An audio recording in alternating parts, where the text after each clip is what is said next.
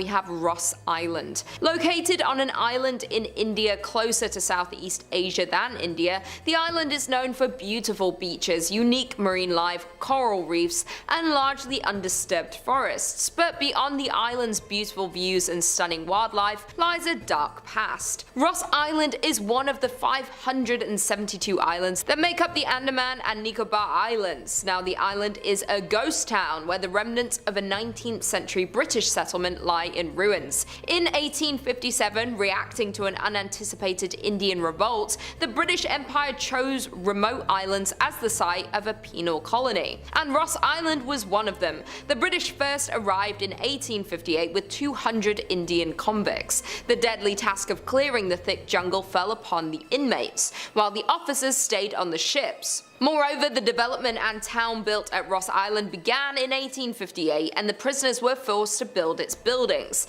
The island was transformed to resemble a British town, with houses, offices, clubhouses, bakeries, stores, churches, and everything else that the British would not miss when they were away from home. The British ruled Ross Island for more than 80 years, up until nature was against the development. In 1941, a gigantic earthquake affected the island and left the town on the island completely ruined. The British thought rebuilding the town would not be worth it, and overnight left the island in complete ruins. Abandoned in the 1940s, the island is now being reclaimed by nature. Homes, a massive church, ballrooms, and even a graveyard all are in varying stages of decomposition, being taken over by an unyielding forest. In at number 4, we have Terlingua, Texas. Near the Mexican border, you'll find the town of Terlingua, Texas. In the 1800s, it was discovered that the area in which Terlingua was built was plentiful in cinnabar, a red mercury sulfide, from which mercury can be extracted. This caused an influx of miners to the area, but it wasn't until Jack Dawson's discovery and production of the area's first mercury in 1888 that it drew a population of 2,000,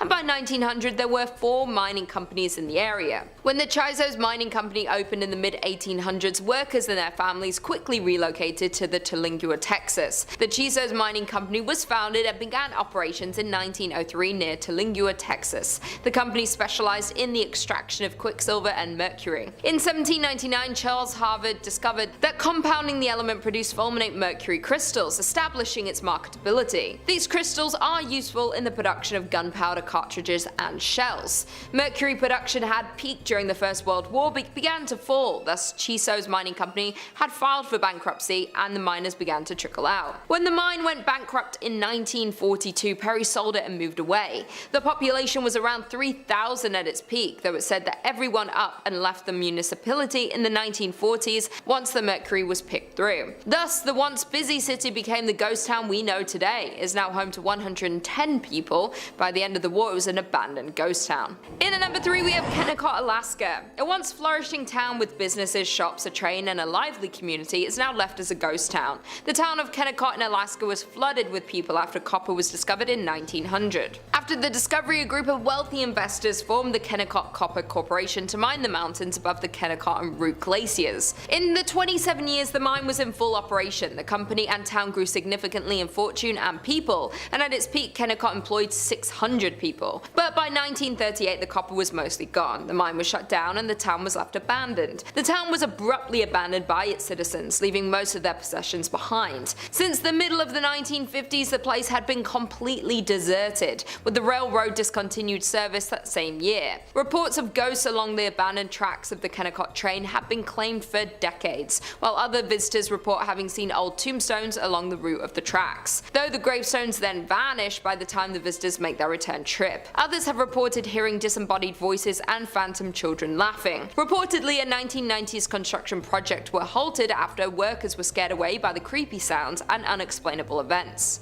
In at number 2, we have Xunantunich, Belize. I hope that's how you say it. Deep in the jungle of Belize lies an ancient ruins of an abandoned town that has been left to crumble. The town has been left abandoned for over 1,000 years, though before the abandonment of this large and populated town, Xunantunich was a thriving metropolis. The first construction at the site dates back to sometime in 200 AD, with the growth of the town continuing until its final days of functioning as a city. The town grew to consist of many temples and palaces, including its largest and most recognizable, known as El Castillo. Xunantunich has lied abandoned since around 1000 AD. It is thought that due to consistent devastating events such as an earthquake and other natural disasters, caused a sudden evacuation of the large Mayan city around 700 AD. The disaster caused extensive damage to the main pyramid of Xunantunich. Although the city was reoccupied sometime after, it only remained active for another 300 years before it was left completely unoccupied. After abandonment, the site remained empty, eventually being encapsulated by the surrounding jungle and nature, until it was rediscovered by explorers in the early 1890s. The name Xunantunich comes from the ghost stories that have haunted the ghost town for years. The ghost story of Xunantunich is rumored to start in 1893, after the first sighting of the ghost happened. The first ghost sighting goes as one morning a man who was part of a research team working on the site saw what he described as a Mayan maiden ascending the staircase of the Xunantunich's main pyramid. This vision caught him by surprise, so he continued to watch as the woman walked further up the stairs. Suddenly she stopped and turned to look at the man, where he was able to get a glimpse of her glowing red eyes that pierced his soul. She then turned to continue her climb to the top of the pyramid, where she would disappear amongst its stone columns. The shocked man quickly assembled a team to search for this woman, yet no trace of her was ever found. Since this sighting, countless more visitors have reported to also spot the ghostly maiden who haunts Xunantunich.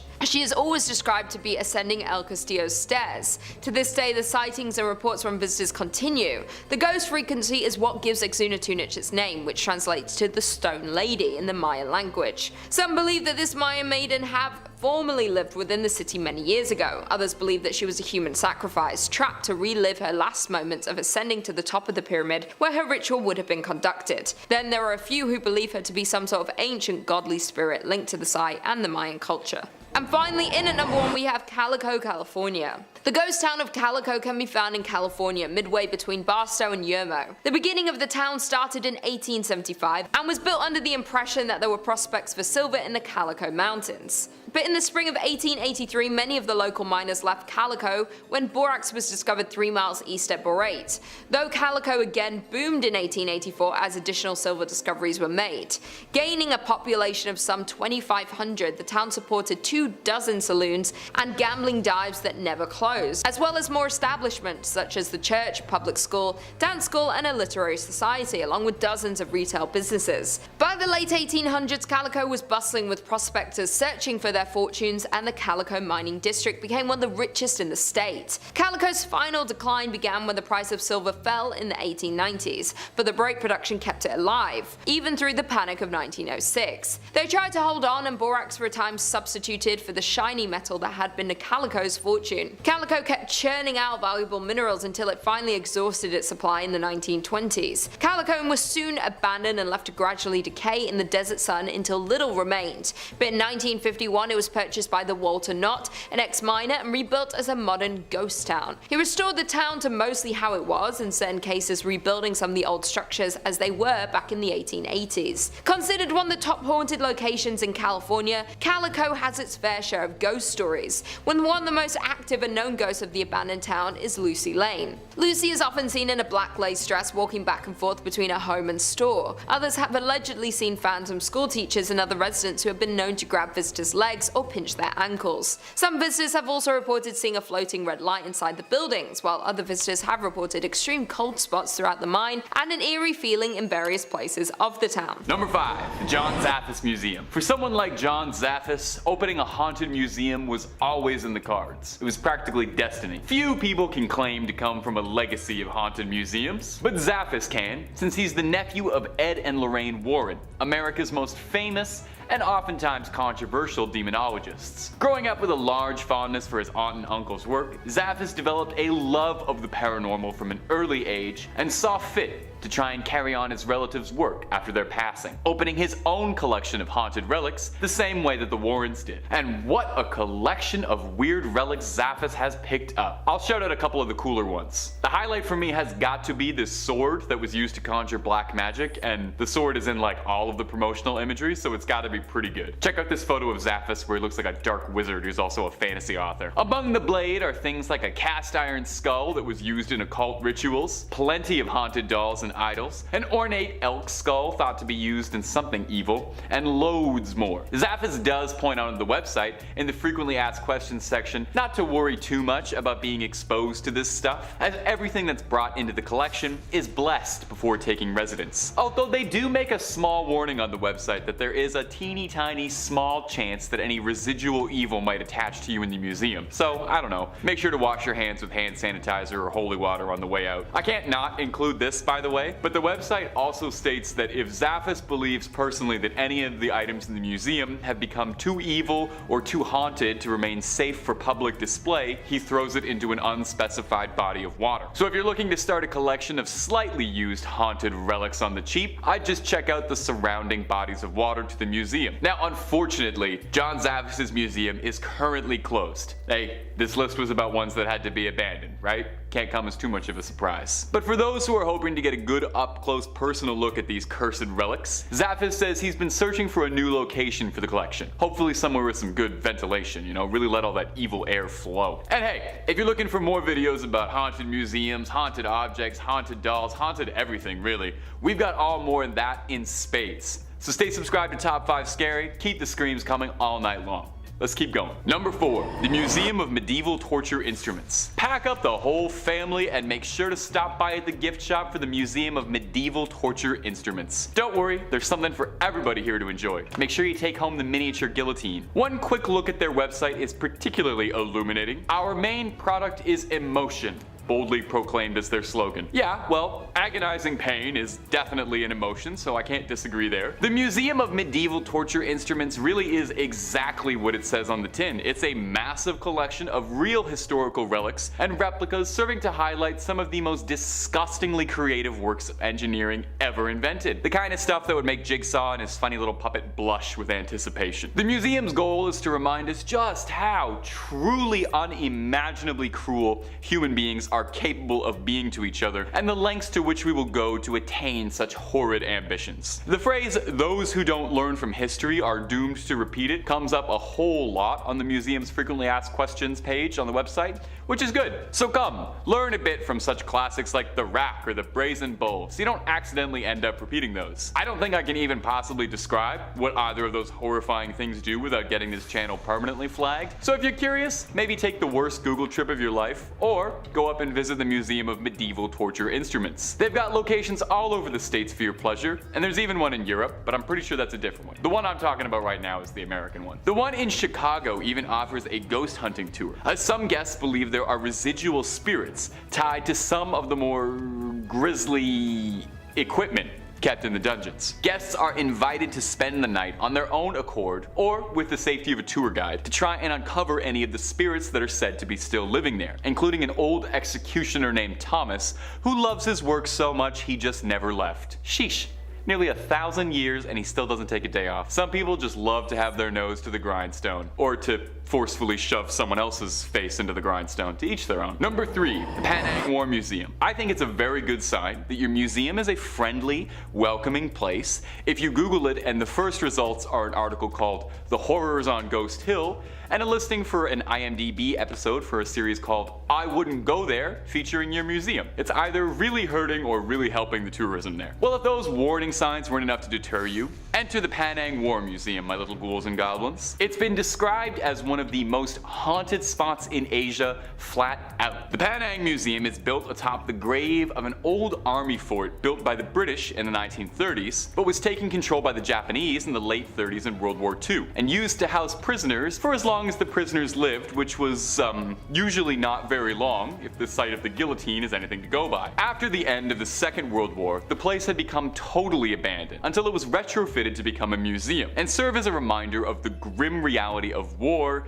and its costs. The whole place kind of has this eerie, abandoned ghost town vibe as you walk through tunnels and old bunkers, serving to try and replicate what it would be like to actually work and spend time in a place like this while it was functioning. Given the very grim nature of the content and the site itself, which was home to so much bloodshed, death, hatred, and all the worst parts of our souls, it's no surprise that the museum has an infamous infamous reputation as a spot for paranormal activity. Guests have reported seeing strange sightings, unusual shadows, and feeling chills as they walk through the bunkers. But all of this begs the question, would ghosts even be scarier than the actual truth of this place? Now, I've never been, but from what I was looking at and gathering for this, it seems to me like the true horror of the Penang Museum is that it's a reflection of some of the worst parts of the human experience. A reminder of what happens during wartime and what people do to one another. This place doesn't need stories of spirits. It's haunted enough as is by the memories that will forever be tied to it. Number 2, the Mutter Museum. Mutter is the German word for mother. That's your fact for today, so you can tell your Mutter that you learned something from this video. Well,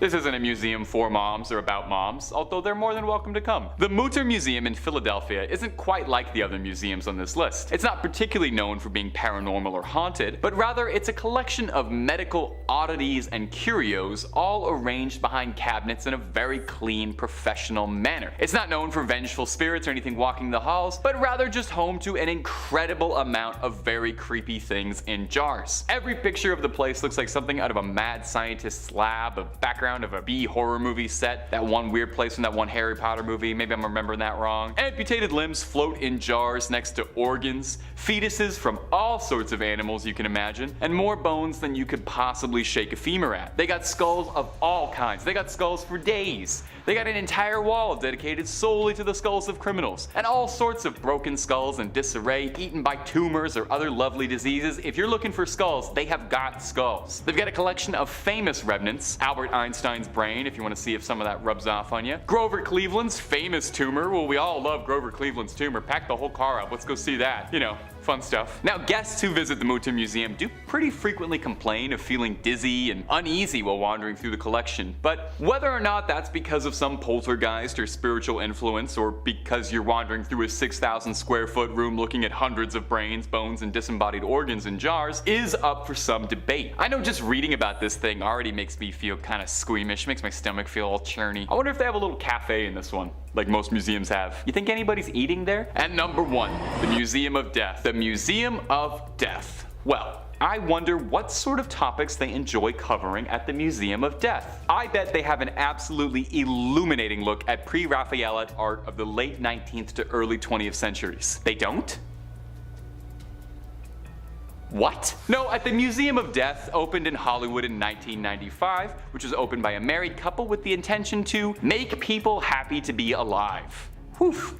How do they accomplish this? Do they show you pictures of whiskers on kittens and raindrops on roses? No, of course not. It's a collection of everything to do with death. Bones, skulls, coffins, ancient mortician's tools, executioner's equipment, and a whole lot more. Amusingly, the owners have said their goal is not to scare anyone with this museum. That's not what their museum is about. Now sure, they play videos of autopsies and they have footage and imagery from incredibly grisly and stomach-churning real-life true crime cases like artifacts from Charles Manson's family or some of Jeffrey Dahmer's personal effects, but they don't want to scare you. The museum is there to show death in its brutal, unedited honesty. The owners themselves describe it as a commemoration of life. And I gotta be honest, I'm making it sound worse than it is, but it definitely does sound interesting. And the grimmest parts of me are definitely more than a little curious to check it out in that morbid sort of way, because it sounds cool. Probably a great date spot to take a goth girl, I bet. The museum does kind of embrace its sort of twisted reputation and really runs with it. It hosts Black Dahlia costume contests where guests are judged on who's got the best post-mortem Black Dahlia costume, which is something. It's not thought to be as haunted as some of the other places on this list, but it does really bring out some visceral reactions in people. Apparently, it's not too uncommon for guests to demand to leave early or to outright faint while walking through the museum. The owners refer to these cases as falling down ovations, which is a very funny turn of a phrase. Now, sadly, if you're listening to all of this and you're already pre-buying tickets for your next trip to LA, sadly, the museum is currently closed down. They are reopening though. They've also got a museum in New Orleans, since their collection of macabre knickknacks is so large it couldn't be contained to just one spot. When it reopens, I recommend you get out as soon as you can. It's a once-in-a-lifetime experience.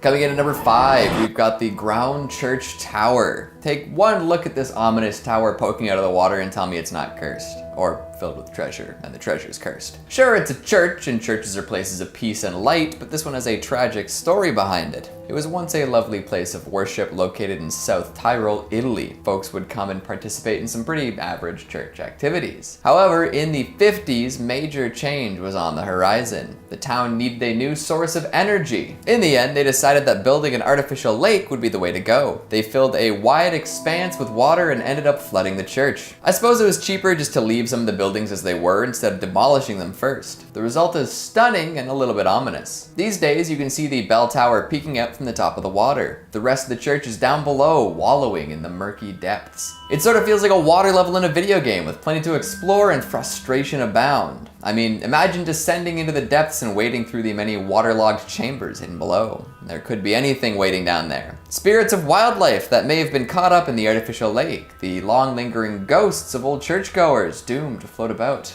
It's fascinating and fear-inducing. Coming in at number 4, we've got the Sorrento Abandoned Mill, another Italian cursed building. If you ever visit Naples, you can take a day and head off the beaten path. A canyon nearby is known as the Valley of the Mills and houses all sorts of awesome structures. Ages and ages ago, a flour mill was built. For years it operated, providing flour to the surrounding regions. In fact, it apparently managed to do so for hundreds of years. And if you're at all familiar with the operation of mills before standard safety practices were introduced, you know they were death traps. So for hundreds of years, folks toiled away, grinding out flour and occasionally some workers. Uh-oh. Now, these deaths didn't mean that the mill had to close, it was seen as an occupational hazard of sorts. But then, in the late 19th century, it became isolated from the sea. Tasso Square was built, and this caused the mill to become less practical. Humidity rose in the area, and the mill was forced to shut down. Years later, the building was ultimately closed for good. So we've got a historic mill in a valley closed due to societal progress. Sounds like a recipe for ghosts or a curse to me. If you look at it these days, you'll agree. The mill has been totally overtaken by nature. Greenery has consumed the ancient structure, giving it a foreboding and abandoned look. Moss and lichens cover pretty much every square inch of the walls, essentially daring anyone to come and explore. But be careful if you do, it's hard to tell what might be hidden among the foliage. Maybe a mill worker's ghost missing some essential limbs, or a foreman who lost everything when the grindstones stopped grinding. I hope it was worth it. Progress. Coming in at number 3, we've got the New Bedford Orpheum. Abandoned theaters are cursed as a rule. Like, name one abandoned theater that doesn't have a ghost or urban legend attached. I'll wait. They're magnets for drama, it's in their nature. And this Massachusetts-based art house has a flair for the dramatic like no other.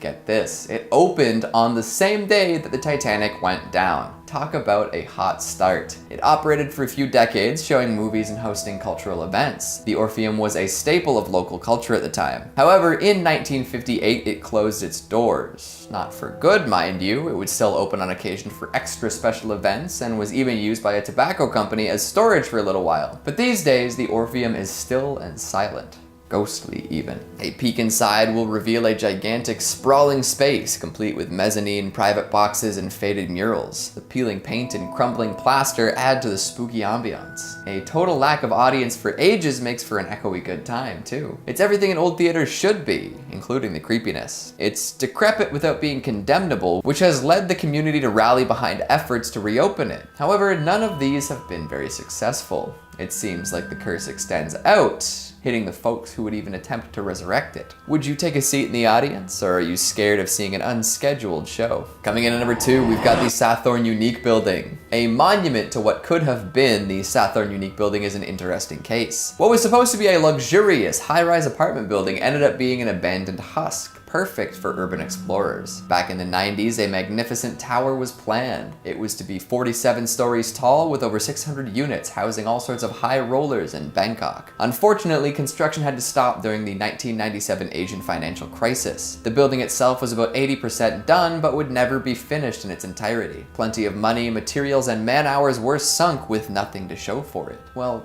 Almost nothing. These days, the Sathorn Unique is known as the Ghost Tower. Thrill seekers and graffiti artists love the sprawling building and have pretty much made it their own. The inside is totally filled with spray-painted murals and other forms of street art. Sure, it's dangerous to go running around in abandoned buildings, but try telling that to any of the folks who do it. Aside from the generally unsavory reputation of street art and urban exploring, why is it known as the Ghost Tower? Well, some locals believe the building was built on the site of an ancient graveyard. This unfortunate placement led to construction delays, accidents, and the eventual abandonment. This story is enough to keep anyone but the bravest out of the Ghost Tower. Another theory is that the building cast shadows on the nearby Wat Yad Nawa, an old Buddhist temple. This, while not being worthy of an outright curse, was considered to be unfavorable. Success is hard to achieve while preventing sunlight from reaching Buddhist temples. Recently, the building has achieved some sort of online fame, with many viral videos featuring folks free-running throughout the tower. This resulted in criminal charges being filed against the trespassing videographers. Is that the result of bad luck or a curse? And finally, at number 1, we've got Eastern State Penitentiary. In East Philadelphia, thrown in a cage, ghosts are coming back because they feel the rage. I'll stop there, you get the idea. At one point, this prison was among the most famous worldwide. It jailed some of America's most prolific criminals, including Al Capone, the inspiration for Scarface, and Slick Willie Sutton, the bank robber extraordinaire. Abandoned prisons are absolutely chock full of phantoms and spirits, and why wouldn't they be? The folks there are probably the most discontent and anger-filled of them all. Eastern State takes full advantage of this too. While the prison itself is no longer operational and houses no inmates, well, no living inmates, they still bring fearless folks around on night tours of the facilities. On clear nights, you can even see moonlight shining through these skylights. In addition to the ghosts of prisoners, it's also said that a colony of cats used to live inside the prison. At some point, they were all captured and neutered, leaving them to die off within the walls. An adept eye might just catch the shadow of a ghost cat slinking about in the halls. Number 5 on this list is Atlantis Marine Park. We are headed all the way down under for this one because Atlantis Marine Park is actually in Australia. AustralianNews.com writes, Atlantis Marine Park was initially a huge success with families from WA and beyond flocking to the park to watch the live dolphin shows, swim in the pools, ride pedal boats, and have their obligatory photo with King Neptune, a huge statue at the entrance to the park. However, in 1990, just 9 years after opening, Atlantis shut its doors. Western Australia's boom never eventuated, and the 1987 stock market crash put a halt to prosperity. Atlantis closed due to financial difficulty and was left abandoned. It has since been damaged by vandals and has become overgrown and derelict. Old statues can still be found scattered throughout the grounds, as well as broken walls and concrete pools. For years, it was no man's land, popular with dog walkers. However, just last month, the iconic King Neptune was restored to its former glory after a petition by locals who started an online campaign for something to be done with the ruins. Well, I'm glad to see that Neptune is looking fresh again, but I don't know how long he'll stay that way. Apparently, this place, when the sun goes down, is home to some evil creatures. Four-legged mutant things with glowing red eyes that hiss and are nothing that we know of from this world. Now, this could be a bunch of baloney, but that's what some people have reported seeing when they've explored this place at night. Probably safe to go during the daytime, just make sure you set an alarm for 6 p.m. to get out of there if you do go. Number 4 on this list is Crinkly Bottom Theme Park. This one, to my understanding, has been demolished, but it still deserves a spot on this list because of how creepy it was when it was around. Mr. Blobby was a TV caricature in the early 1990s. He was featured on one of Britain's most successful late-night Saturday television shows and was this big pink blob creature with a bow tie on. This was a comedy television show, and this blob thing didn't lack any of that. He would often engage in annoying antics with celebrity guests and become a bit of a British television phenomenon. Well, Mr. Blobby was successful enough that he of course needed toys, merchandise, and heck, while we're at it, let's give him his own amusement park. Sometimes what works well on TV doesn't always translate to a fun amusement park though.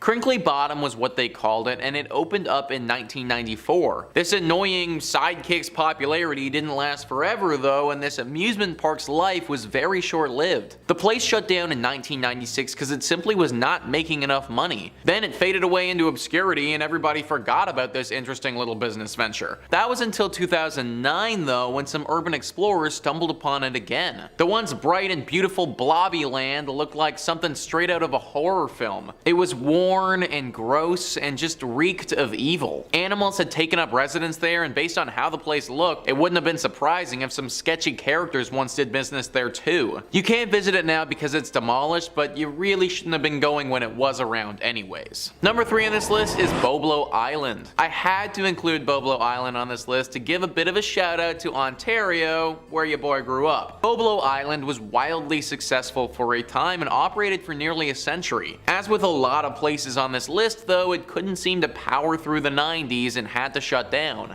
Reader's Digest says, picture an 1898 Victorian amusement park, music from an organ grinder, women's skirts swishing around the dance hall, children's laughter echoing from various newfangled rides. That's what this theme park on Bois Blanc Island, nicknamed Boblo, near Detroit on the Canadian side of the Detroit River, was to residents alike. Its doors were shut nearly 100 years later in 1993, and the area is now closed to the public. But you can boat or kayak by the remains, listening for the ghostly sounds of long past visitors. While you can't stay here overnight, you can rent these 8 haunted places on Airbnb. Being on an island really adds to the creepiness for me, I think. Like this place, from all the pictures I could find, it really looks totally detached from all other society. Basically meaning that whatever happens here, you are totally by yourself. Like there is a new set of rules for this island. There have been stories that something lurks here, a spirit or something dark. Be very careful if you ever go to Boblo Island. Number 2 on this list is Pripyat Amusement Park. Pripyat is a town that we've talked a lot about on this channel already. In fact, it was recently featured in a video where we looked at the top 5 mysterious towns that are completely abandoned. Pripyat is a ghost town in northern Ukraine and near the Ukrainian and Belarus border. It was named after the nearby river Pripyat and was founded in 1970. Right in the town is a small amusement park that once looked quite fun and had plans to grow into a big Ukrainian park that people might flock to. Those dreams were never realized though, and now it sits in complete and utter disarray. Those dreams were never realized because of the horrible accident that occurred in 1986. You see, the town of Pripyat was basically established to serve the Chernobyl nuclear power plant. When it was first built, it was a closed town basically only for the workers of this place, but it grew and grew as time went on, and at its height had a population of just under 50,000 people. I don't need to go into too much detail about the accident as a whole, because I imagine that you guys are all pretty aware. But basically, this was the worst accident of this nature in human history, and for all our sakes, we need to hope that it never happens again. The radiation damage was absolutely massive, and right after it happened, the entire town of Pripyat had to be evacuated. That, of course, has left the amusement park, right in the middle of this town, completely abandoned as well. Not a lot of people have gone to this town or park since this incident occurred. For a long time, it wasn't safe to set foot within a set radius of the blast. Those who have been brave or foolish enough to set foot into this town and explore the amusement park have reported some strange and scary findings. Rumor has it that some sort of entity lives there. Something dark and evil calling this abandoned place home. A nasty and sinister entity that doesn't like to be disturbed. There have been talks of this being some type of shadow creature or potentially a beast, like a werewolf of sorts. Either way, the people who visit this place feel an overwhelming sense of dread when they're there. They also feel as if they're unwelcome, like they entered somebody's home who doesn't want them there. There are multiple reasons why this amusement park is abandoned, so I'd stay away if I was you. And finally, number 1 on this list is Six Flags. Now, I don't mean Six Flags as a chain or anything like that. There's 23 different Six Flags in the United States, and not all of them are haunted. One in particular, though, is currently out of commission, abandoned, and definitely a spot you shouldn't go to. All the Rooms writes, this Six Flags fell out of business following serious damage from Hurricane Katrina in 2005. The park opened in 2000 and was only operating for a few years before suffering significantly during the hurricane, which displaced 20,000 people and killed nearly 2,000 people. The park closed after Hurricane Katrina, and there wasn't enough funding for repairs, so it fell into further decay over the last few years. To this day, there's still an eerie sign at the entrance to the park that says closed for the storm. It's an apocalyptic site which has been taken advantage of by Hollywood and used for films such as Jurassic World and Dawn of Planet of the Apes. These filmmakers are way braver than I would be, because I would not want to be setting foot on those grounds. The people who have been here all seem to think that something paranormal is going on. Phantom noises echoing throughout throughout the park, and other random bodiless sounds are heard all the time. Similarly to a lot of the other things on this list, there is a massive overhanging feeling of dread. The air is thick with it, and you can almost taste the discomfort. No one has reported being attacked here, but it seems like that's only a matter of time if people keep going. The mayor of New Orleans is currently looking at demolishing this park, which, in my opinion, probably for the best. Coming in at number 5, we have Cape Matapan in Greece. Located at the end of the Mani Peninsula in Greece, you'll find a small landmass called Cape Matapan. The caves in this area open at sea level into a cliff face beneath the headland, the exact point marked by the ruins of a Spartan temple above. The inhabitants built several temples at the site, with the most notable being in dedication to Poseidon and Apollo, for which Strabo in the 1st century AD and Pausanias in the 2nd century AD describe a cult temple that worshipped Poseidon and fronted a cave-like temple on the headland. The cave was believed to be the gateway to Hades, the realm of the dead named for the patron god of the underworld, in which the departed souls were transported across the rivers Styx and or Acheron by Charon the ferryman to be judged on whether they would reside in Elysium or Tartarus. This was one of the several entrances that the ancient Greeks ascribed to Hades, the kingdom of the shades. Others were to be found at the Necromantian of Ephyra, as well as at Potripa, another smaller cave network on the Mani. Here, according to the stories, is the place where Orpheus entered the underworld in search of his lost love Eurydice. When the hero Hercules passed down into the underworld, it was again through the Cape Matapan caves. These are not the only legend ascribed to the remote peninsula, however. The Spartans viewed this as a highly significant place of worship, and they built several temples to their gods along the rocky headland. Most prominent amongst the surviving ruins are the remains of a temple dedicated to the sea god Poseidon, located on a hill directly above the cave to Hades. Another story related by Pausanias linked to the picturesque cape relates to the poet Arion, who escaped from pirates to be carried ashore by a pod of dolphins. A bronze statue of the poet riding a dolphin stands on the crest of the cape, not far from the ruins of a temple raised in honor of the sea god Poseidon. The caves at Matapan can still be entered by visitors, although a boat is required to pass through the watery mouth of this particular hellgate. In at number 4, we have Actun Tunichil Muknal cave in Belize. Uncovered in 1980, the Actun Tunichil Muknal is a Mayan archaeological site that includes skeletons, ceramics, and stoneware. Actun Tunichil Muknal Cave, otherwise known as the Cave of the Stone Sepulchre, was first entered by the Mayans in AD 300 to 600. It was not until the late AD 700 to 900 that the Mayans went deeper into the cave to perform their ceremonies. The cave is a maze of chambers along with a cathedral-like area for ceremonial sacrifices. In the cave, archaeologists found numerous skeletons, but what makes it even creepier is the fact that most of the skeletons belong to sacrificed people. Many of the remains and artifacts are completely calcified in the cave. Almost all lost their lives to blunt trauma to the head, while most of the pottery found at the site dates from between 700 to 900 AD, which is likely when the bodies found here were sacrificed. One of the cave's most notorious features is the skeleton of a girl whose bones have been calcified into a crystallized appearance.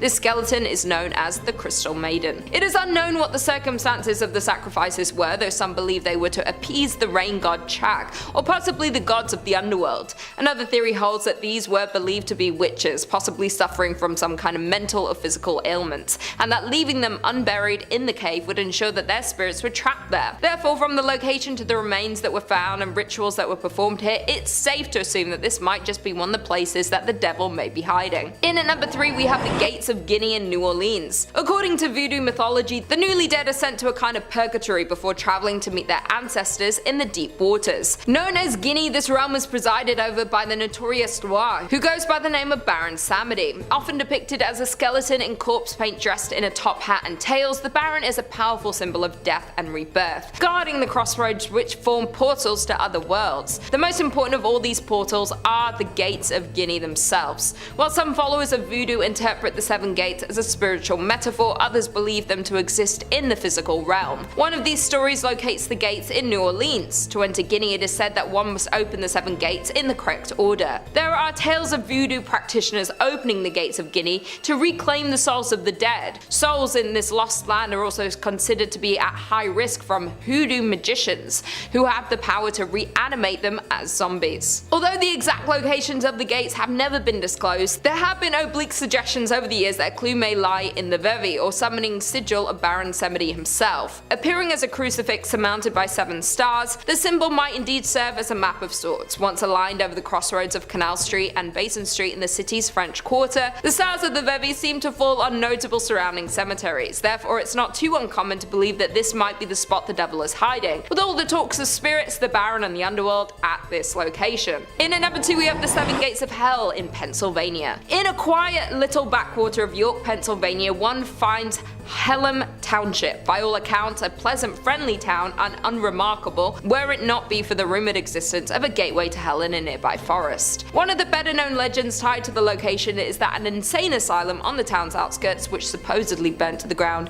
in the 19th century. 7 gates were built surrounding the remains of the asylum. At every gate, with the distance closing in, the police found more of the escaped patients, capturing them peaceably but killing any that showed aggression in violent ways. According to this particular legend, the inmates, most of them criminally insane, escaped, only to be recaptured using a series of tall fences and security gates. Many lost their lives to guards in the process. What the police and citizens didn't realize was that the construction of the gates prevented the souls of the dead from passing on to the other side, forcing them to be trapped for eternity in the remains of the asylum. Legend says the anger, hate, and violence in these souls caused a rift that allowed for hell to open, the gates preventing anything to be let out but also preventing anything from traveling in. An alternate story tells of a doctor who once lived in the town. This man, by some accounts a Satanist, was said to have designed a series of strange gates on this land, which followed a winding path running deeper and deeper into the forest. Where stories agree is that those who pass through the gates in order will find themselves transported straight to the underworld. Only the first gate is visible by daylight, situated in woodland just off Helm's Trout Run Road. Regardless of what the origin of the gates are, if you were to take a trip to the gates, you'll only find one. The rest of the gates can only be seen during the night. They exist in a realm between light and dark and can only be accessed at that time. If you were to find and pass through all 7 gates, you'll find yourself in hell, unable to escape and trapped for all of eternity. Those who have tried to look for the gates report seeing shadow figures wandering through the forest, the smell of something burning, and screams in the distance. Worst of all, some say they know of a few who have found at least 5 gates,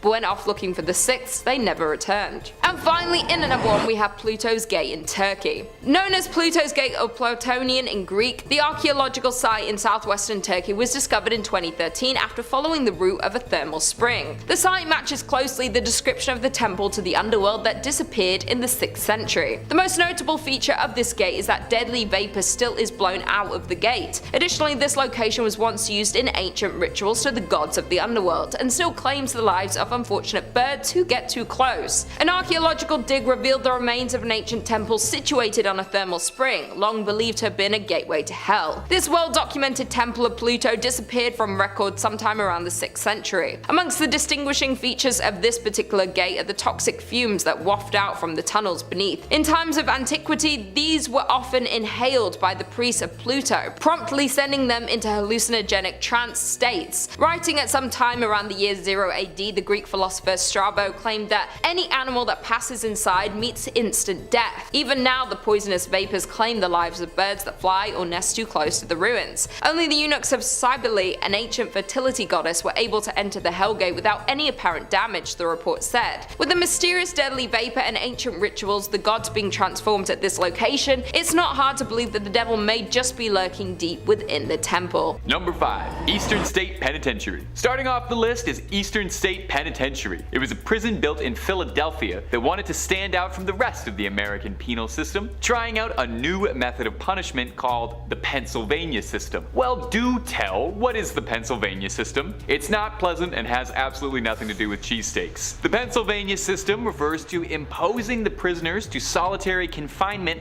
all of the time, 24/7. The prisoners lived alone, ate alone, exercised alone, and were only ever allowed to interact with prison guards. When they were being transported or moved around the prison, the guards would make them don black hoods. Guess it's not nearly as sunny in Philadelphia as Frank Reynolds would have you believe. Now, this might not surprise you, but this was not a terribly popular system with inmates. The miserable conditions made the inmates' lives horrendous, but the prison didn't care too much. The system only ended up collapsing in 1913 due to overcrowding in the prison. But Eastern State didn't let this stop them from acting sadistically, and really, if anything, just inspired them to get a little more creative. Prisoners would have their tongues chained to their wrists. Unruly, troublesome prisoners would be chained to chairs for days on end. They would douse prisoners in freezing cold water, and perhaps worst of all, would trap prisoners into a pit they affectionately nicknamed the Hole, where they'd be kept in the darkness for weeks on end. I'm really not sure if that's any better than the original system. In 1970, after decades of terrorizing its inmates, Eastern State let the last of its inmates free and closed the gates permanently, only to crack them back open a little bit as a tourist location, reopening its walls as a haunted attraction. Due to its horrific history and ominous atmosphere, the prison was rebranded as a haunt, with legends saying that you'll hear all kinds of disembodied laughter, screaming and crying, ghostly figures, shadows moving across the wall, and unexplained footsteps. And if you're looking for more scary stories about prisons, or really about anything, then you're at exactly the right place. Stay subscribed to Top 5 Scary for more new scary videos every day. Number 4.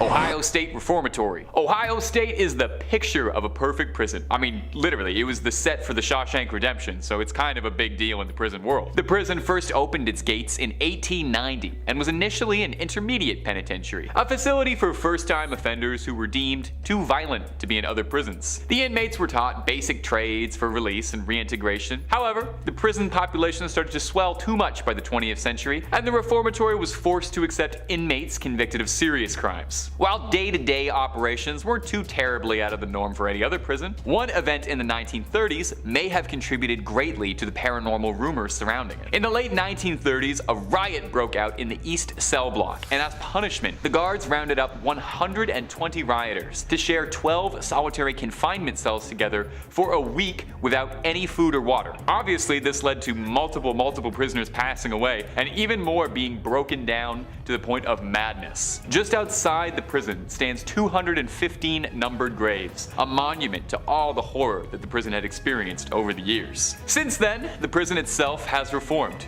rehabilitating itself much like Eastern State as a haunted house. Visitors and tour guides who walk through Ohio State report feeling inexplicable chills while walking through the prison's walls. Witnesses say they hear cell doors slam and see dark figures. Those brave enough are welcome to take the prison's tour and attempt to track down spirits of their own, or if you're feeling particularly festive for the Halloween season, you can try the Haunted Prison Experience, a guided tour replete with animatronics and actors for that haunted house feel. Number 3. Missouri State Penitentiary. Once dubbed the bloodiest 47 acres in America, it is no surprise at all that Missouri State Pen is home to all kinds of rumors to be haunted by the souls of its former inmates. The prison was nicknamed The Walls, and shortly after its construction was already home to 2,000 inmates, doubling that size in the progressing years. The prison was home to several riots and escape attempts, with the most infamous attempt occurring in 1954, when some 2,500 inmates participated in a massive day-long riot. 4 buildings burned and the National Guard was called in. Shockingly, out of this, only 4 inmates were fatally injured during this event, and none managed to escape, lending to the prison's hard reputation. Now, the prison has always been reported to be haunted, even during its operation, with both guards and inmates during its service claiming to see spectral apparitions. Most of the ghost stories come out of the prison's oldest building, the A building, home to some of the crueler punishments, including an underground room called the Dungeon, a dank, hostile basement with a low ceiling forcing prisoners into a subservient position where the only light that could be observed was a slit through the door. Modern visitors to the dungeon complain of the disgusting odor of bodies that's pungent, and they feel like they're being watched. Disembodied voices have even been picked up by EVP monitors while wandering through the dungeon. In the control room, visitors report occasionally seeing a spirit called Fast Jack, a medical practitioner from the prison's operating days, who can be seen appearing as a ghastly figure holding a clipboard and a white lab coat, frantically scurrying around the control room trying to carry out some duty from when he was alive, slamming lockers and opening doors. Several ghost hunting groups over the years have investigated the Missouri State Pen, including legendary ghost hunting hero Zach Baggins and the Ghost Adventures crew, finding mysterious voices and what looked like shadow people wandering the halls. Although the bloodiest 47 acres in America might have dried up and the walls are now open to the public, for the inmates who are still impounded there, it's as terrifying as ever. Number 2. West Virginia Penitentiary. Almost heaven. West Virginia, Blue Ridge Mountains, and haunted prisons. The Appalachians might be home to one of the most beautiful parts of the United States, but West Virginia Penitentiary is anything but. In 1863, after West Virginia seceded kid from Virginia Classic. The new fledgling state needed its own prison, and Moundsville, West Virginia was chosen as the home for their new state pen. The prison's conditions were unlivable. West Virginia Penn frequently made the Department of Justice's top 10 violent prisons in the country. Idea for a new video. An infamous spot in the prison was known as the Sugar Shack, a small rec room for the inmates that served as a hotbed for all kinds of violent illegal activity. The prison is also home to a famous electric chair that an inmate was forced to build, nicknamed Ol' Sparky. Ol' Sparky is still standing there today. In the 1950s, the prison was so overcrowded that 3 prisoners at a time would be shoved into one cramped 7 by 5 foot cell. The men were kept like animals in cages. Riots and violent outbursts were fairly commonplace. The prison was overcrowded, dilapidated and run down, and staffed by overwhelmed guards. Eventually, the prison would be forced to open its gates, decommissioning as a prison and shipping all of its inmates elsewhere. The building still stands and is used as a training facility for law enforcement officers, but it's been said that the spirits of those whose lives ended here still wander. Hunters report equipment malfunctioning walking by the Sugar Shack or any of the cell blocks where the more violent inmates were housed. Reports of banging on the walls late at night, as well as random screams, are fairly commonplace too. The prison was reportedly haunted while inmates still populated it, with some of the earliest stories of hauntings stemming from the 1930s. It's thought that the prison was built on top of an indigenous gravesite of the Adena people, which has led to some speculation as perhaps an explanation for the hauntings. Like most of the prisons on this list, if you're curious enough yourself, West Virginia Penn is available to visit for tours, and you can even pop by the Sugar Shack and Ol' Sparky. And finally, number 1, Alcatraz. Alcatraz might very well be the United States' most infamous prison. On Alcatraz Island, just outside of San Fran, lies the notorious jail, built to house America's most deadly inmates, like Al Capone, Arthur Barker, or George Kelly. It was home to a legendary breakout that was made into a film, Escape from Alcatraz, and also set the stage for Michael Bay's action classic The Rock, which was about breaking into Alcatraz. The prison was built to drain the hope out of inmates, to break the spirits of the most rebellious inmates, and was legendary for its awful conditions. Tiny cramped cells, indifferent guards, and frequent bouts of violence and riots were all commonplace. It was once referred to as the Great Garbage Can of San Francisco, where every other federal prison dumped their worst apples. So it's no surprise, given its brutal conditions, that the island is home to several spirits and hauntings from souls that just can't move on. Most ghost investigators report that the hottest spot for paranormal activity in the building is cell 14D, a cell that was also nicknamed the Hole. Gotta wonder if they borrowed that from Eastern State. It was where the most unruly prisoners would be kept when they were being difficult. It's been said that even walking by 14D, you'll immediately feel something's wrong, as if a dark presence or energy is in the room with you. An inmate once spent his last days in 14D, screaming that he was being hunted by an otherworldly creature. Visitors report hearing crying and moaning while walking through cell blocks A, B, and C, where most of the population would have been kept. It's said that a ghost named the Butcher walks through these halls after an inmate named Butcher Malkowitz, a mob hitman, was whacked by another inmate. Now, if this isn't enough haunting for you, some dark tourists also report hearing discordant, disembodied banjo strumming, thought to be a holdover from the spirit of Al Capone, who used to play his banjo in the prison band. Although the prison was decommissioned in 1963, it reopened shortly after, now as a museum and a haunted tour popular with Bay Area locals and visitors curious about learning about one of America's darkest prisons and perhaps its most haunted. Visit if you dare, but just make sure you're able to leave. Number 5 on this list is Hashima Island. Hashima Island is honestly something straight out of a movie. In fact, it was even used in a movie before.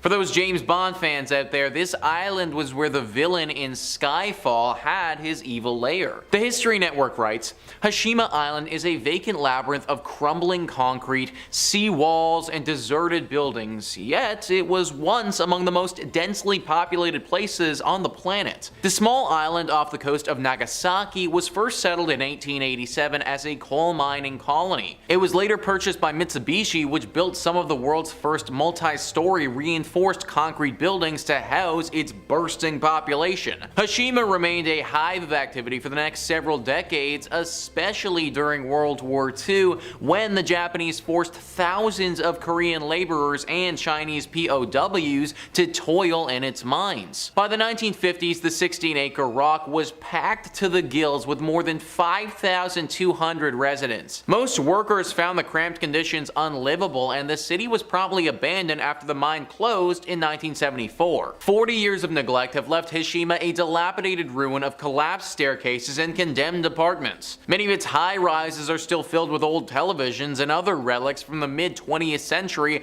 and its once teeming swimming pools, barbershop, and school classrooms now sit in shambles. Similar to a lot of other entries on this list, this place isn't unfamiliar with death. A lot of those POWs who were forced to work here, they didn't make it out alive. Coal mining conditions were bad for those who did it voluntarily, but for those who were forced to do it, it was even worse. This place is just as cool as it is creepy. Like an abandoned island with high rises definitely gives a cool explorative vibe, but at the same point, there have been some creepy sightings here before. The mines are definitely believed to be haunted. People think that there are some sort of creatures living down there. Like the toxic fumes of the mine mutated someone or something, and now there are these demons living down there. Only way to know for sure is if you find out for yourself, but I wouldn't recommend it. Number 4 on this list is Varosha. The story behind Varosha doesn't seem like anything that would happen in today's world. History Network says, in the early 1970s, the immaculate beaches of Varosha, Cyprus served as one of the most popular millionaires' playgrounds in the Mediterranean. The suburb boasted a thriving tourism economy, and celebrities such as Elizabeth Taylor and Brigitte Bardot were known to take in the sand and sun at its high-class beachfront hotels. All that changed in August 1974 when Turkey invaded Cyprus and occupied its northern third in response to a Greek nationalist-led coup. Varosha's 15,000 residents fled the city in terror,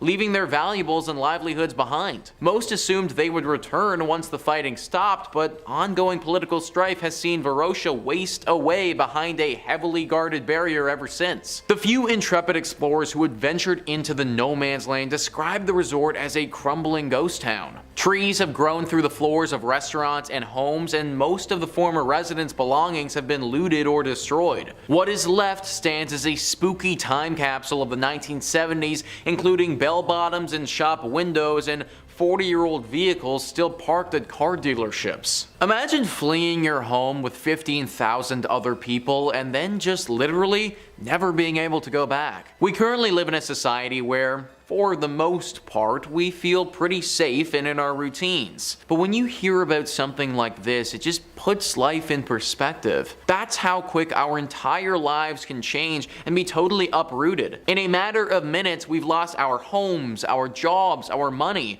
and we're now fending for our lives. What's left of this place is just a sad reminder of the lives that all these people were forced to leave behind. Number 3 on this list is Bodie.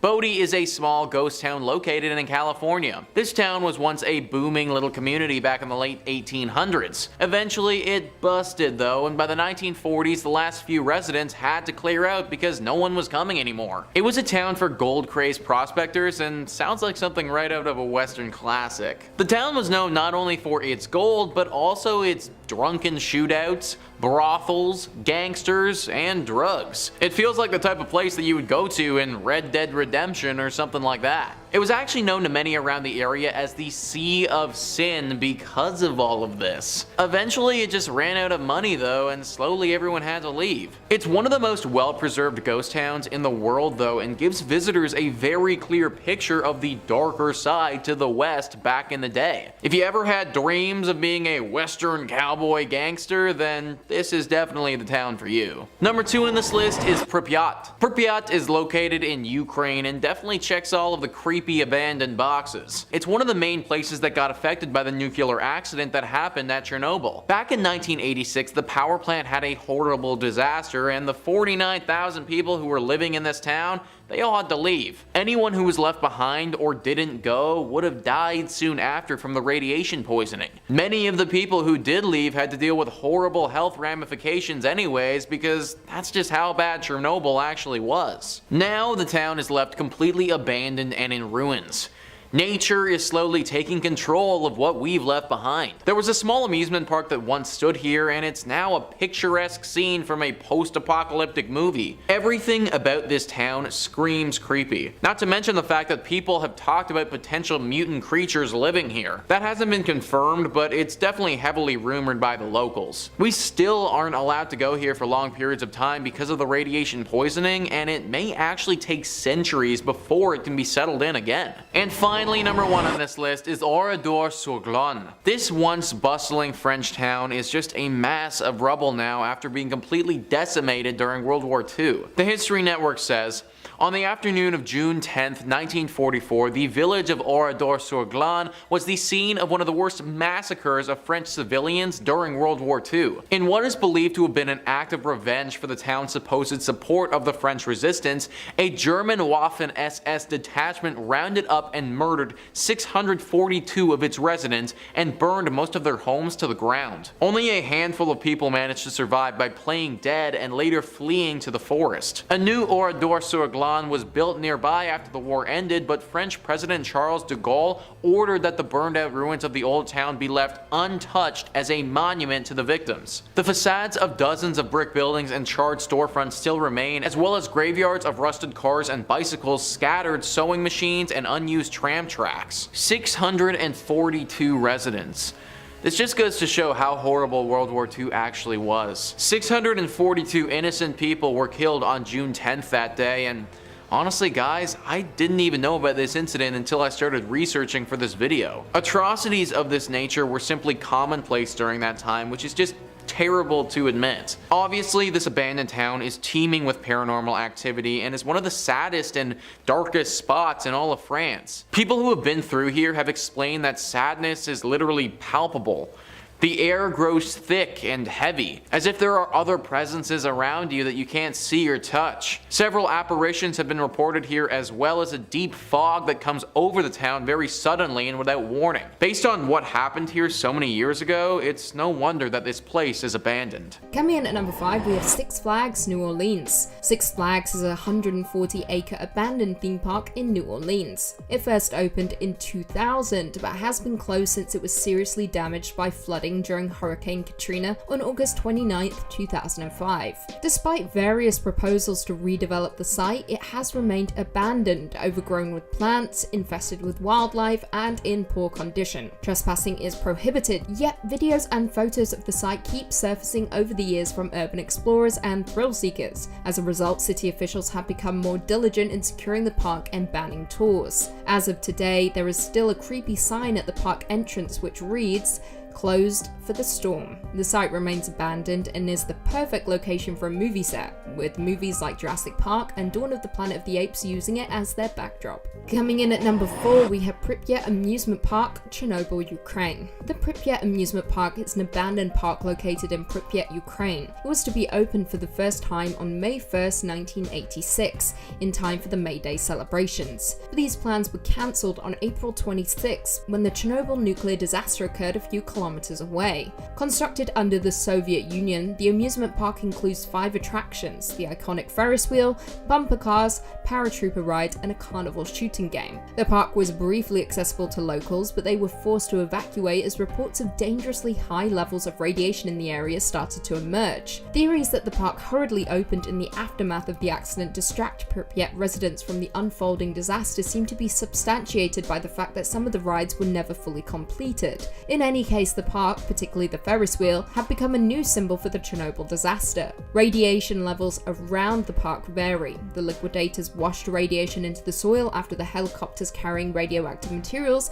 used the grounds as landing strip, so concrete areas are relatively safe. However, areas where moss has built up are among the highest levels of radiation in the whole of Pripyat. Today, the park remains untouched, and with the unused rides gradually disintegrating and being consumed by mold. Coming in at number 3, Gulliver's Kingdom, Yamanashi, Japan. This surreal amusement park was based on the novel Gulliver's Travels by Jonathan Swift. At the centre of the sprawling park lay a giant model of the novel's titular character Lemuel Gulliver tied to the ground. The park has a beautiful view of Mount Fuji, however sadly due to low visitor numbers the park only lasted 4 years before being closed down. Luckily for us though, photographer Martin Lyle explored the park's interior, stating, "The giant Gulliver was unreal. Entering the grounds I didn't see him right away, then as I delved deeper into the park he suddenly loomed out of the landscape. It was such a momentous thing to stand in the presence of. It was the most amazing and surreal object I've ever seen. It felt so weird to lie in the palm of a giant man, while surrounded by the stunning scenery." Coming in at number 2, Land of Oz, North Carolina.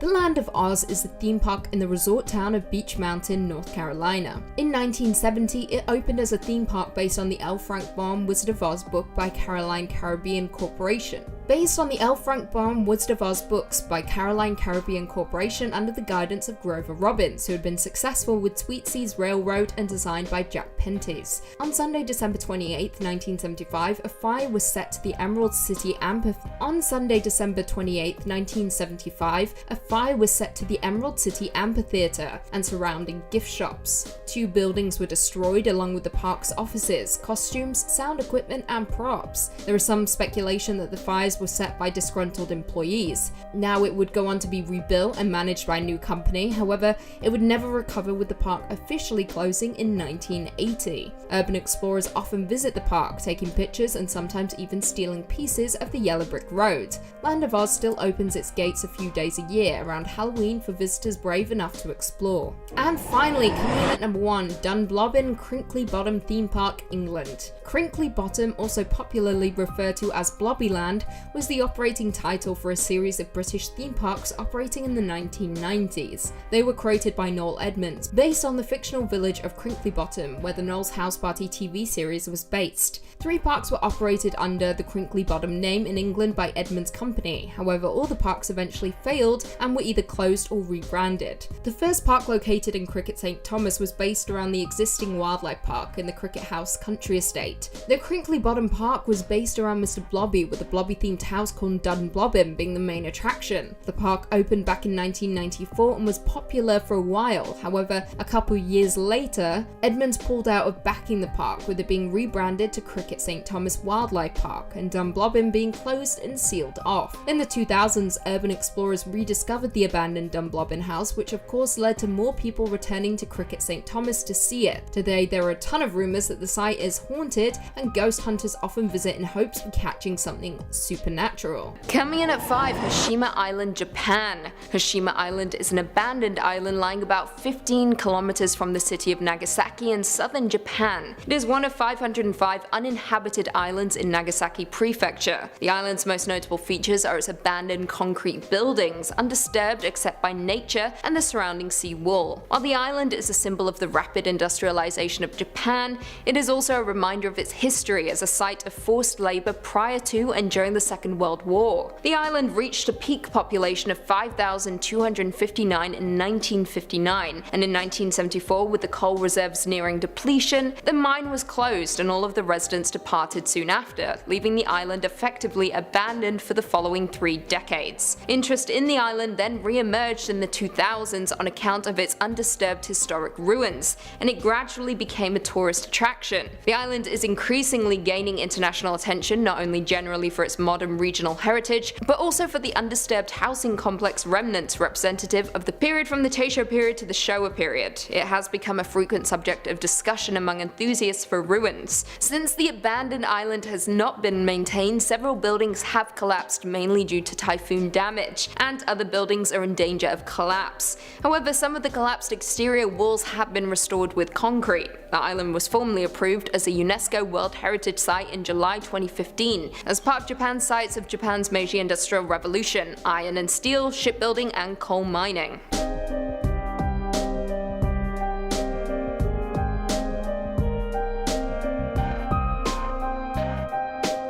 in for Eastern State Penitentiary, Pennsylvania. The Eastern State Penitentiary, also known as ESP, is a former prison in Philadelphia that was operational from 1829 until 1971. The penitentiary refined the revolutionary system of separate incarceration first pioneered at the Walnut Street Jail, which emphasized principles of reform rather than punishment. Notorious criminals such as Al Capone and bank robber Willie Sutton were also held inside its innovative wagon wheel design. Originally, inmates were housed in cells that could only be accessed by entering through a small exercise yard attached to the back of the prison. Only a small portal, just large enough to pass meals, opened onto the cell blocks. The design in turn proved impractical, and in the middle of construction, cells were constructed that allowed prisoners to enter and leave the cell blocks through metal doors that were covered by a heavy wood door to filter out noise. Some believe that the doors were small so prisoners would have a harder time getting out, minimizing an attack on a security guard. Others have explained the small doors forced the prisoners to bow while entering their cells. This design is related to penance and ties to the religious inspiration of the prison.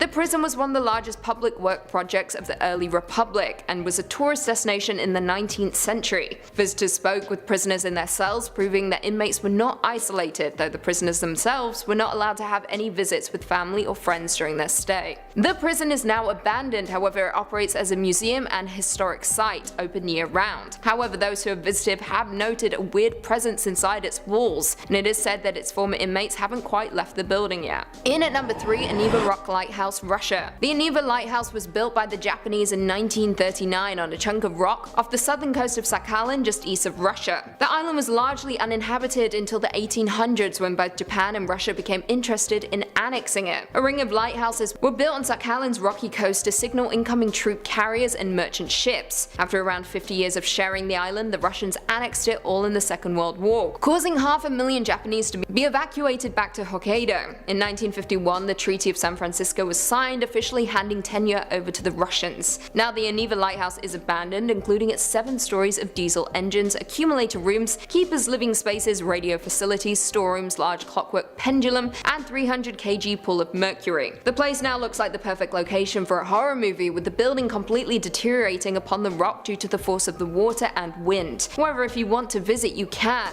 Regular tours are organized from Sakhalin's main city. During the 6-day journey, tourists can not only visit the lighthouse but also enjoy the views of the city. Coming in at number 2, Willard Asylum, New York. The Willard Asylum for the Chronic Insane is a former state hospital in Willard, New York near Seneca Lake. The asylum was originally meant to rescue mentally ill people from county facilities where they were typically kept, often chained up or in cages. At Willard, the idea was that patients could be treated and hopefully rejoin society. In reality, Willard was more of a prison than it was a hospital, with patients being kept until the administrators decided they could leave. However, many never did. Worse still, not everyone who found themselves in the asylum were actually insane. Now, as of today, Willard is abandoned, but much of it still remains. The bowling alley built inside its walls during the later years is still standing, with several decaying pins remaining at the end of the lanes. The morgue is also still intact, with the autopsy tables in place next to the drawers where the bodies were stored. Now, in those days when a person died, it was shameful to have one's family name on the grave of a mental hospital. As such, out of respect, none of the graves were marked. Today, efforts are underway to find out who is buried in the graves and replace numbers with names. In the attic is where things have been unearthed though. In 1995, the same year the asylum closed, hundreds of suitcases were discovered in the attic. They had been left behind by the patients who never left the asylum. More than half of the 50,000 patients that came to Willard died within its walls,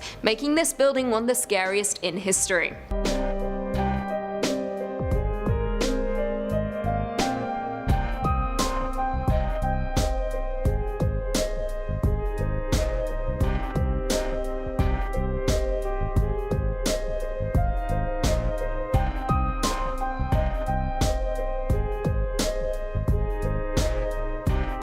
Finally coming in at number 1, Pripyat, the Chernobyl abandoned city. Yes, we're discussing an entire city with this one, not just one specific building, because honestly there are way too many.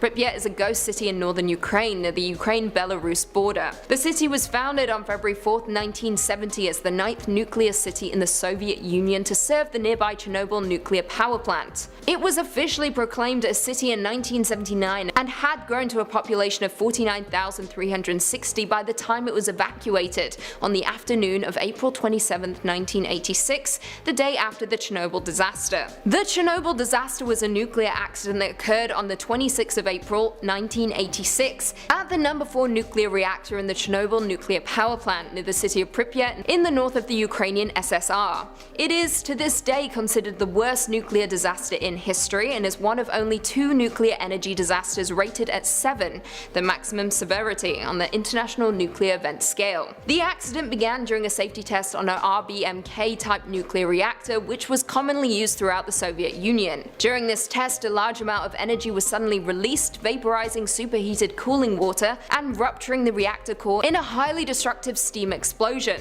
This was immediately followed by an open-air reactor core fire that released considerable airborne radioactive contamination for about 9 days that precipitated onto parts of the USSR and Western Europe before finally being contained on May 4, 1986. Due to the radiation left behind, the entire city was evacuated, and all that remains are the abandoned buildings and a haunting Ferris wheel standing motionless in time. It had been scheduled to have its official opening 5 days after the disaster, in time for May Day celebrations. The Azure Swimming Pool and Avanhard Stadium are 2 other popular tourist attractions. You can only stay there 2 hours, otherwise you die.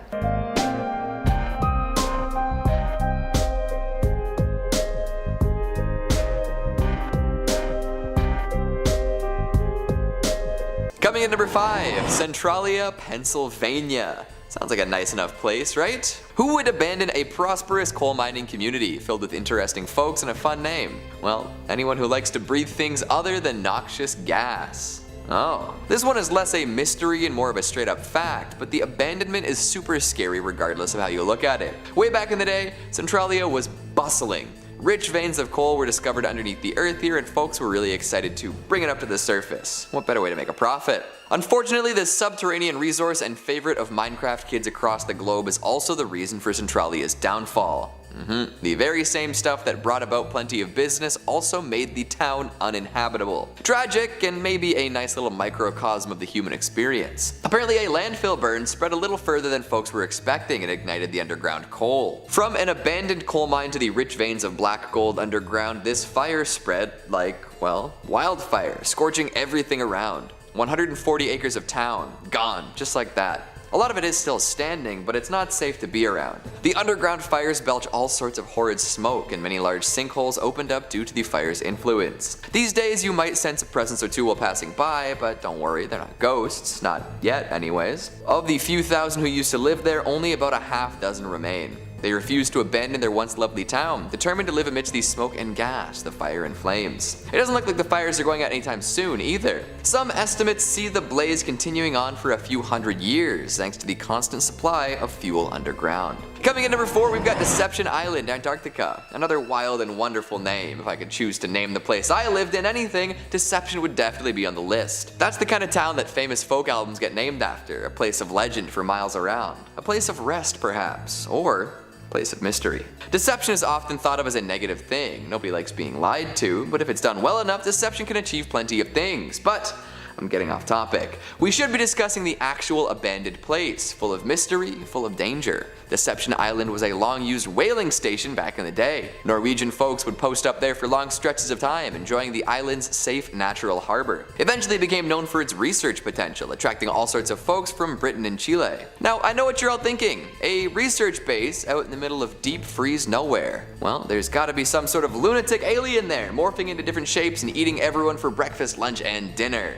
And my mind went to the same place. But even after all of this, the island was also used as a British base during World War II, so maybe less deadly aliens after all, because the soldiers would have run into something like that. Although this island is also home to the largest cemetery in Antarctica, so chew on that for however long you need to. These days, the area is protected as a heritage site, so all of the abandoned, decrepit shacks, huts, and buildings are still there to be seen. Who knows what secrets and spirits lurk within, perishing due to Cold War or something more supernatural. Oh, and one last thing about this location. Even though it's as cold as ice and difficult for any living being to survive out here, there is something else that makes it even more dangerous. There are occasional volcanic eruptions on the island. Pardon me? So yeah, you'd best stay far, far away from this long abandoned haven. Even haven seems like a bit of a misnomer, don't you think? Coming in number 3, we've got Glen Rio, New Mexico / Texas. Or should I say New Texaco? Maybe that's a little cheesy for your liking, but I'll say it anyway. This border town was once a hotspot for tourists, motorists, evangelists, and top 5 lists. Still is, considering that last one. However, like so many spots built along old school highways, this town relied heavily on those just passing through. So when a much bigger, faster, safer highway opened up far away from Glen Rio's limits, the whole place saw some terrible downswing. Gas stations, eateries, general stores, and mechanics all found that there wasn't much to do if the highway traffic wasn't coming through. A tough break for sure. What remains could pass for a location out of a new Fallout game. Empty buildings adorned with imagery consistent with the campy American dream. Burnt out husks of old cars, never to rev their engines again. Empty sun-bleached motels with rotted out mattresses and busted windows. If anyone wanted to live their post-apocalyptic dream life, here would be the place. In fact, it wouldn't surprise me if a few ghouls were roaming the wastes, eking out a modest life amidst the emptiness. When something so obviously meant to be jam-packed with people is devoid of all life, it can be extremely unnerving, and Glen Rio exemplifies this in spades. If I were to visit, I would expect dead silence. However, were some old-fashioned scratchy radio tunes to start playing, I would understand. That's just the ghosts of those who believed in the town trying to boogie after hours. Coming in number 2, we've got Oficina Chacabuco in Chile. A lot of ghost towns are left abandoned, with the occasional explorer stumbling through to see what life was all about. When whatever the town relied upon for prosperity, whether it be natural resources, tourism, or celestial protection, runs dry, people drift away. Over time, that means the town is no longer what it used to be, a shell, a husk. It's sad, but it's also just the natural byproduct of industrialization. If a place can no longer be useful, it's cut. However, some people can find other uses for these sinister feeling places. Oficina Chacabuco is just such a place. Making its money through nitrate mining at one point, this spot lost a lot of business when petroleum-based fertilizers became the next big thing. Without any other resources to rely upon, those who made their living here had to hightail it out. This left the remote town empty for a number of years. However, during General Pinochet's bloody rule in the 70s, this place was used for something else entirely. Political prisoners would be forcefully brought here and left to fend for themselves in the ghost town. They couldn't escape either, as the regime set up a wicked barrier of barbed wire and landmines. I'm sure more than one individual tried their best to escape, only to end up on the receiving end of some of these implements of death. So whether the town is haunted by the souls of those who lost their livelihood or by those who fought against a dictatorship, it's an extra ghastly ghost town indeed. Coming in at number 1, Pripyat, Ukraine. The ghost town to end all ghost towns. Absolutely full of eerie images, from old propaganda to abandoned, weather-worn dolls. There isn't a creepier experience than sifting through the legendary waste left behind after the Chernobyl nuclear meltdown. After this power plant melted down, introducing the surrounding area to more radiation than 100 times that produced by the bomb dropped on Hiroshima, hundreds of thousands of people had to be evacuated, and fast. For more than 20 years, nobody was allowed back in. Legally anyways, because plenty of folks did go back in spite of warnings against returning. Who knows what the long-term impact of nuclear fallout will be on this area? Generations of wildlife, flora and fauna will be impacted, and the area will be uninhabitable for some time. However, these days the radiation levels are low enough that people can visit the town and take in the ominous vibes. See the abandoned schoolhouses, stroll through homes that were left largely as is since the day of the disaster, witness the destruction caused by the meltdown. The reason behind Pripyat's abandonment aren't that mysterious, but the circumstances surrounding the disaster, the follow-up, and how things are meant to operate now are.